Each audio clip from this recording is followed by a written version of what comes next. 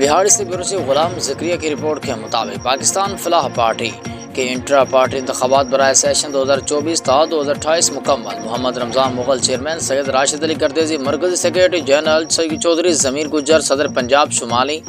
قاضی Abdul Saboor Hashmi general secretary Punjab شمالی، عالمگیر خان درانی صدر پنجاب جنوبی، طاہر زمان واحلال جنرل سیکریٹری، ناصر رحیم صدر سندھ، اعجاز ہتو جنرل سیکریٹری سندھ، سید عبدالرؤف شاہ ناصح صوبہ خیبر پختونخوا، اسرار عمرانی صدر بلوچستان منتخب۔ سابق چیئرمین امانت علی زیب، سابق سیکریٹری جنرل محمد علی شیخ، سابق مرکزی ڈپٹی سیکریٹری جنرل سید آفتاب عظیم بخاری،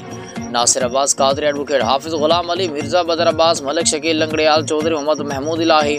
عاصم رضا تبسم، محمد رفیق قادری و دیگر نومنتخب ممبران کو مبارکباد پیش کرتے کہا کہ پاکستان فلاح پارٹی کے کارکنان جمہوری روایات کے تسلسل کو